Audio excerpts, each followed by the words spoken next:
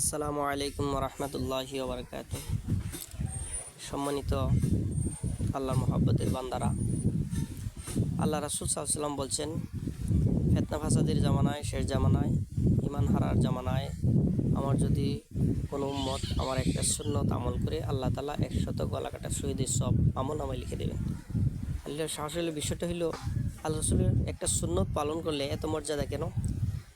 এই জন্যই মর্যাদা, কারণ আল্লাহ রাসূল সাল্লাল্লাহু আলাইহি ওয়াসাল্লাম 1500 বছর আগে আল্লাহ রাসূল সাল্লাল্লাহু আলাইহি সাল্লাম সমস্ত মানুষদেরকে সতর্ক করার জন্য জানায় দেখেছে, বলে দেখেছে। দেখেন, বর্তমান চলমান একটা ইস্যু, যেটা সারা বাংলাদেশ আমার দৃষ্টিতে তোলপাড় হচ্ছে, সেটা হইলো বিভিন্ন ধরনের টুথপেস্টের মাধ্যমে মাইক্রোপ্লাস্টিক আছে।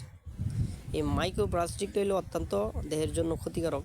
এই মাইক্রোপ্লাস্টিকটা প্রত্যেকটা মানুষের শিরা উপশিরা যায়। এই জন্য সকলের কাছে আবেদন, রাসূল সাল্লাল্লাহু আলাইহি ওয়াসাল্লাম একটা সুন্নত যদি এখন আমরা পালন করি, তাহলে আল্লাহ রাসূলের একটা সুন্নত পালন করার কারণে একটা হইলো আল্লাহ তাআলা আমাদেরকে অসংখ্য সওয়াব দিবেন আল্লাহ রাসূলের একটা সুন্নত পালন করলে। পাশাপাশি আমরা নানান ধরনের রোগ জীবাণু থেকেই আল্লাহ তাআলা আমাদেরকে ফিরিয়ে রাখবেন। আমরা এখন বিভিন্ন ধরনের কালচারের মাধ্যমে দেখি আমরা অভ্যস্ত হয়ে যাচ্ছি। আমরা মুসলমান, আমাদের একটা নিজস্ব কালচার আছে। আমাদের মুসলমান হিসেবে আমরা রাসূল সাল্লাল্লাহু আলাইহি ওয়াসাল্লামের নীতি আদর্শ এবং রাসূল সাল্লাল্লাহু আলাইহি ওয়াসাল্লামের সুন্নত মোতাবেক যদি আমরা চলতে পারি, অবশ্যই আমাদের ইহকালীন এবং পরকালীন জীবন সুন্দর আনন্দমণ্ডিত হবে।